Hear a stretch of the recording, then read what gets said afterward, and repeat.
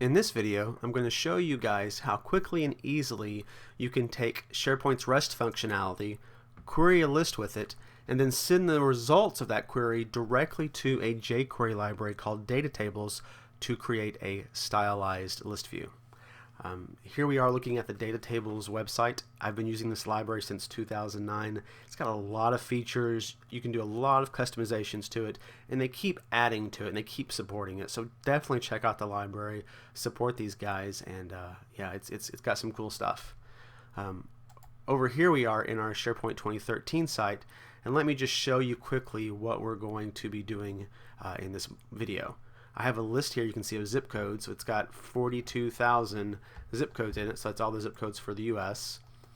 And here I've got a page where you already created the script. So if I open up this page and you put in a state in this text box, you can see it's displaying the results for that query. So for the state of Arkansas, using data tables here, that's what's formatting this list. You can see that we have 719 entries. I can quickly use the search over here to filter on any of these options. I want to find Harrison. Just start typing Harrison. It filters that list. So you can see you get this cool search functionality to quickly filter what you're doing. You can sort the columns if you want to. You can search by any of the fields. So if I just care about those zip codes that start with 726, you can see that I have those filtered here, and it's saying it's showing 1 to 10 of 56 entries. Filtered from 719 entries. So you get a lot of visualization of your table data. You know, I know there are 56 entries that start with 726, and I know there's 719 total for Arkansas. If I want to see more than 10, I can just say, well, show me 25.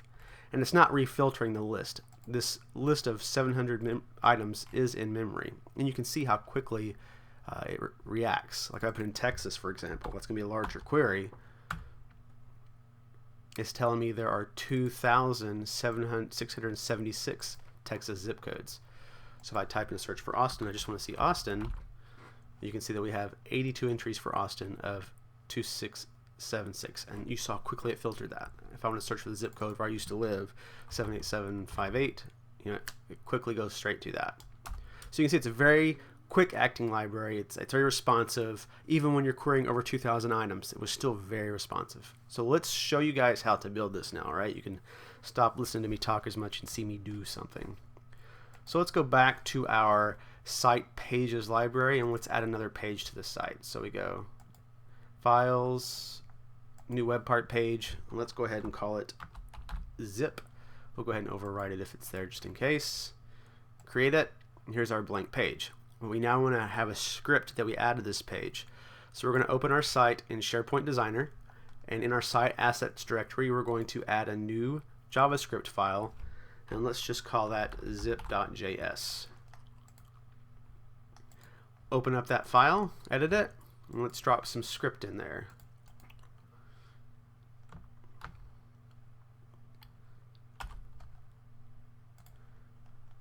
So here we have in our script, you can see we're including the jQuery library from the CDN. We also have a label here for the state, an input text box to input the state, and then we have a button. When the user clicks the button, it calls the function load zip codes, passing to it the value of the state. So in load zip codes, we call the Ajax, the jQuery Ajax function, which calls the REST query. And you can see here from the URL, we are doing the get by title from the zip codes list, and we want to select the title, column 2 and column 3. Since I created this list from the import of a spreadsheet, it gave me those wonderful internal field names. We're then going to filter and say where column 3 is equal to the state, whatever state the user entered, and then we're saying return the top 5,000 values. We're also saying we want our results back as JSON, and what this jQuery Ajax call does is it returns what's called a promise, and a promise is used because the Ajax call is asynchronous, and we can't execute code directly after it because the call hasn't come back yet. So when the call is complete, it's going to call either a done function or a fail function. The done function, we're going to say, hey, we're going to alert and say success, we got a response, and if it fails, we're going to alert and say, hey, there was a fail, and we will show that response on the screen as well. And what I really like about REST is that I can just copy my query here, and I can open up my browser, go to the page in my browser, and I can build. You can see here I've already executed it once for you guys. I'll execute it again. I can just type in that query in my URL. So you can see my site _API web list get by title. So it's the same query that we have in the script, but I'm actually going to put in a state here. So let me put in AR. Right, same exact query other than that. And now let's execute it. Give it a second here. And there's our results. Nicely formatted in XML. But we're going to get it in JSON in our code. So this is really cool because, for one thing, I don't have to know camel anymore, right? I don't need camel to query this list. And I can also test it immediately and build out the query I need in my browser, and then just copy and paste that back into my script. So I'm really digging REST the more I use it. So come back to our script. Let's go ahead and save this script. Go back into our page, add the web part. We're going to add a media and content editor. Let's edit the web part and link it to the script we just created. Zip.js and apply it. There we get our text box and our button. Let's go ahead and stop editing. And now let's put a different state in. How about Utah? And do get zip codes. You can see there are our results. Okay, it's working. Cool. Now let's put the DataTables library in here and send those results to the DataTables library. So we can open up our script again, and let's copy a few things in here. Now I need to reference the DataTables libraries. So let's take these two references here and drop them in our script. We're going to reference the DataTable style sheets and the DataTables JS file itself. And both of these are also in the CDN. So you don't have to have those locally if you don't want to. Next, let's add a table that's going to hold our table. Put that in there under our statement. And all this is it's just a simple HTML table. We've given it an ID so we can locate it. We're giving it a class of display so it can use some of the data table styling. And then we've got a header row, which is going to have the headers for our columns. We're going to have zip code, city, and state. Okay. The last thing we need to do is invoke the DataTables library and pass to it the data it needs. So that's what this little piece of code does right here. So within our success function, we want to paste in this code. And what I'm saying is to invoke the DataTables library on the table with the ID of example, and then we're passing in a few parameters. We're passing in some of the default ones that you get from the site that tells you to use. Destroy basically says if the table already exists, destroy it and recreate it. We also need to tell it what data we want, and we're saying we're passing in data.d.results. At this point, you might be wondering, how did I know the results were in data.d.results? It's a good question. I'm glad you asked. This is where the coolness of Fiddler comes in. So I've had Fiddler running in the background now on this, and I want to show you some of the cool stuff that Fiddler gives you by using it. So let me go ahead and clear this out. Go back to our page. Let's call it one more time. There's our results. Now go back to Fiddler. And here is our call that we did to the that we just made for the REST.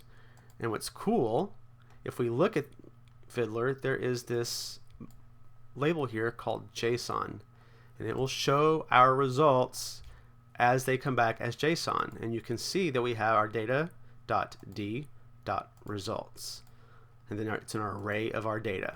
So that's how I knew that my results were going to be in data.d.results. Okay? If you don't have Fiddler, get it, use it. It's a great tool. So I know my data is an array of objects located at data.d.results, so I pass that to the AA data. Now I need to tell it which JSON objects, which properties, which fields in that JSON object do I want to display. And I want to display title, column 2, and column 3. I can also come back to Fiddler and see that title is the zip code, column 3 is the state, and column 2 is the city. So if you don't know exactly which fields to use there, you can also look at Fiddler to find that information. And that's all there is to it. You said, hey, here's our data. DataTables display it, and here's the fields we want you to display. Title, column 2, and column 3. And it will display it as zip code, city, and state in our table. So let's save that. Go back to our page and refresh it. You can see our column headers there. Now let's type in AR for Arkansas, get zip codes, and bam, there's all the zip codes for Arkansas. I can now do all this filtering again I want. Let's check on Little Rock. There's North Little Rock, so let's just do North Little Rock then. Oops, if I spell it properly, North Little Rock. So you can see all the zip codes for North Little Rock. We see that there's 9 entries for North Little Rock. Do different city, Texas again. And there's all the results for Texas of 2,676 items. So you can see how quick and easy it was to tie those two together, right? All I've got is my AJAX call and then the table and saying, here, display these results from the AJAX call. Another library that I did it with, so you can see it work with a different list, I have a tasks list. And the way that looks, same thing, right? I'm displaying the task, who it's assigned to, due date, and status. And what's cool about this is this assigned to field is actually a lookup into the user field.